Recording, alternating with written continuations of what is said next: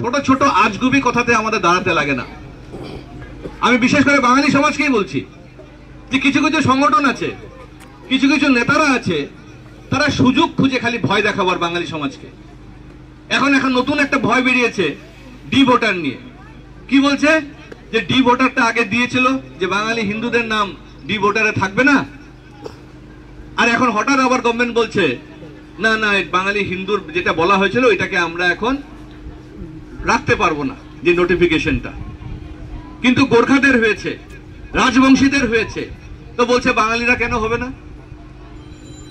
আর এই প্রশ্নটা নিশ্চয়ই আপনাদের মনেও আছে, যদি গোর্খারা যদি ক্যাবিনেট ডিসিশন নিয়ে বলা হয়েছে যে তাদের নাম ডি ভোটার আর থাকবে না, বা রাজবংশীদের ক্ষেত্রে যদি বলা হয়েছে যে তাদের নাম ডি ভোটারে থাকবে না, তাহলে বাঙালিদের মধ্যে এখন ভয় ঢুকেছে যে আমাদের নোটিফিকেশনটা ক্যান্সেল করেছে, তাহলে আমাদের কি হবে? আমাদের বাঙালি হিসেবে কেন বলে না?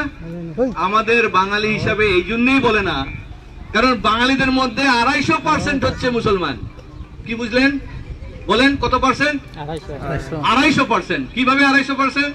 কারণ আসামে মুসলমানের সংখ্যা হচ্ছে 1,20,00,000। আমি থলুয়া মুসলমান বাদ দিল, অসমীয়া মুসলমান তো বাদ দিল, বাকি যে মুসলমান আছে 1,20,00,000 আছে। বাঙালি কত আছে? 60 লক্ষ। সারা আসামে 60 লক্ষ বাঙালি আছে, বরাক ভ্যালি ব্রহ্মপুত্র ভ্যালি মিলিয়ে। পার্সেন্টেজ কত হলো? 250% হলো কিনা? গোর্খাদের মধ্যে মুসলমান কত পার্সেন্ট আছে বলেন? কত পার্সেন্ট? 0%। রাজবংশীদের মধ্যে কত পার্সেন্ট মুসলমান আছে? 0 হলে বা 1% হবে না, ধরেন কমই হবে, ঠিক আছে? এই জন্য যখন রাজবংশীর কথা বলবে তখন কোনো আমার প্রবলেম নেই, যখন গোর্খার কথা বলবে তখন আমার এই সব প্রবলেম নেই। কিন্তু বাঙালিকে বললে 250% মুসলমান তার ফায়দা নিয়ে যাবে।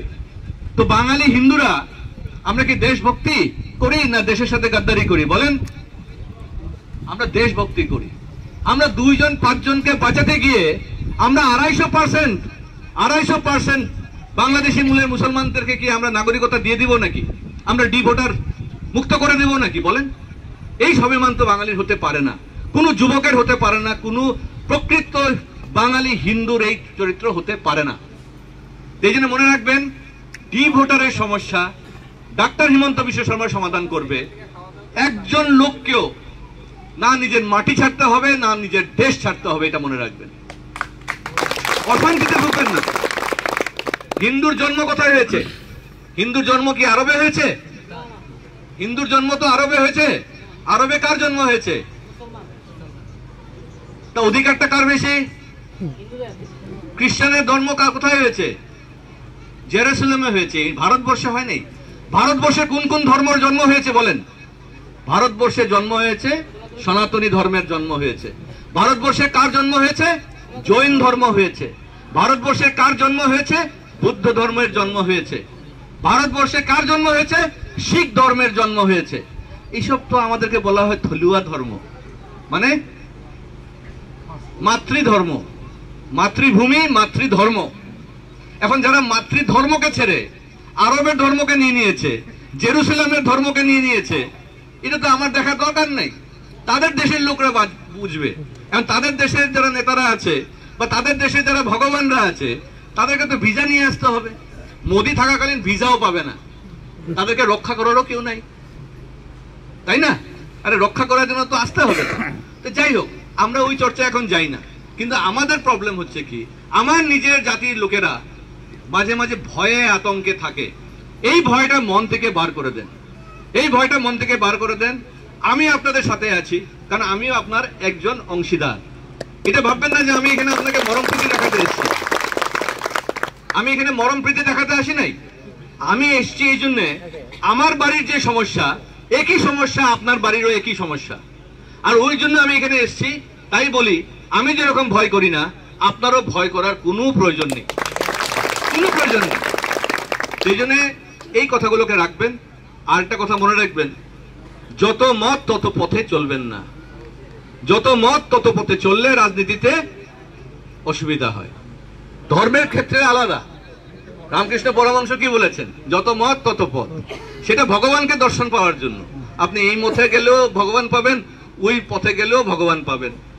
কিন্তু রাজনীতিতে এই পথ ওই পথে গেলে আপনি হিমন্ত বিশ্ব শর্মা অবধি পৌঁছাতে পারবেন না। হেমন্ত বিশ্ব শর্মা অবধি পৌঁছাতে গেলে এক মত এক পথেই চলতে হবে। এই কথাগুলো মনে রাখবেন আপনারা, তাহলে কোনোদিনও অসুবিধা হবে না। আর কেউ ভয় খাবেন না, কেউ ভয় খাবেন না। এটা ভারতবর্ষ, এটা মনে রাখবেন। বাঙালি পরিষদের সভাপতি এখানে আজকে এসছেন। বাঙালি পরিষদ হয়ে আমাকে দু একটা কথা বলা হয়েছিল, কারণ আমি বাঙালি পরিষদ আসামের মুখ্য উপদেষ্টা। এটার মূল মন্ত্র হচ্ছে, আমরা বলি যে বাঙালি পরিষদ কেন করা হচ্ছে। বাঙালি পরিষদ এই জন্যই কারণ বাঙালি মানুষরা ছত্রভঙ্গ হয়ে আছে, তার জন্যই একটা প্ল্যাটফর্ম তৈরি করা হয়েছে যেন এক মত এক পথে চলা যায়। কিন্তু বাঙালি পরিষদের মূল মন্ত্র হচ্ছে যে আমাদের দুটো মা। দিদিরা, কৃষ্ণর কয় মা ছিল? কৃষ্ণর কয় মা? দুই মা, একজন জন্মদাতা মা, একজন পালিত মা। জন্মদাতা মায়ের নাম কি? দৈবকী। আর পালিত মায়ের নাম যশোদা। সেইভাবে বাঙালি হিন্দুদেরও আমাদের দুটো মাতৃভাষা। একটা মাতৃভাষা হচ্ছে যেটা আমার মায়ের মুখ থেকে আমি শিখেছি, আমার জন্মদাতা মায়ের থেকে পেয়েছি, ওটা বাংলা ভাষা। আরেকটা মাতৃভাষা হচ্ছে কি, যেটা আমার ধরিত্রীর থেকে পেয়েছি, মাতৃভূমির থেকে পেয়েছি, সেটা অসমীয়া ভাষা। সেই জন্য মনে রাখবেন, কৃষ্ণর যদি দুটো মা হতে পারে, আমরা বাঙালিদেরও আমাদের দুটো মাতৃভাষা, একটা হচ্ছে বাংলা আর একটা হচ্ছে অসমীয়া। আর দুটো ভাষাকে আমাদের এক স্তরে আদর করতে হবে। বরঞ্চ কৃষ্ণ তো যশোদাকেই বেশি পেয়েছে, জন্মদাতা মার থেকে যশোদার সাথেই সারা জীবন কাটিয়ে গেছে। এই জন্য আমাদের এই মাতৃভূমিতেই জন্ম, এই মাতৃভূমিতেই আমাদের মৃত্যু। এই মাতৃর জন্যই আমাদের সবকিছু উৎসর্গ করতে হবে।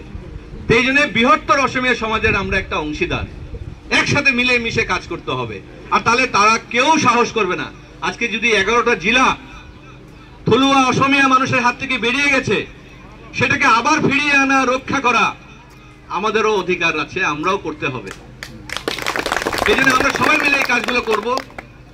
খালি মনের জোর রাখবেন, ভয় পাবেন না। কালকে নোটিশ আসতে পারে, হয়তো আজকে আমি কথা বলে যাচ্ছি, কালকে বাড়িতে নোটিশ আসবে, হয়তো ডি ভোটারের নোটিশ। ভয় করার কিচ্ছু নেই, নোটিশ আসছে, কি আছে? নোটিশগুলো আমাকে দিয়ে দিবেন। এখানে বাঙালি পরিষদে যারা দায়িত্ব নিয়েছেন, আমাদের প্রেসিডেন্ট এবং সেক্রেটারি, বিমল বাবু কই?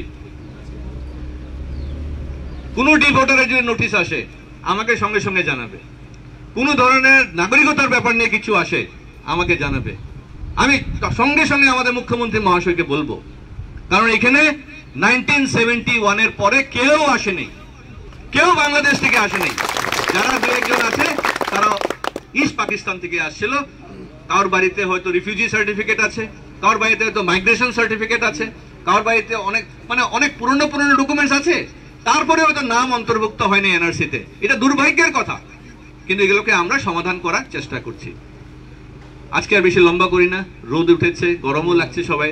প্রথম তো বৃষ্টি আসছিল, ভাবলাম যে ভালোই লাগবে, তারপর দেখলাম এত রোদ এসে গেছে, ঠিক আছে না? তো আপনারা সবাই ভালো থাকবেন। দুর্গাপূজা এসে যাচ্ছে, এখানে দুর্গাপূজা হয়, খুব ভালো করে মায়ের কাছে পূজা অর্পণ করবেন। এবং লক্ষ্মী পূজা আসছে, তারপরে কালী পূজা, খুব আনন্দ ফুর্তিতে থাকবেন। মায়ের কাছে প্রার্থনা করি আপনাদের দীর্ঘ আয়ু হোক, সবাই সুস্থ থাকবেন, মন ভালো রাখবেন, এবং যা যা সমস্যা আসবে মুখ খুলে বলবেন, আমরা আপনাদের পাশে আছি। ধন্যবাদ, নমস্কার, জয় হিন্দ, জয় আইএফএম।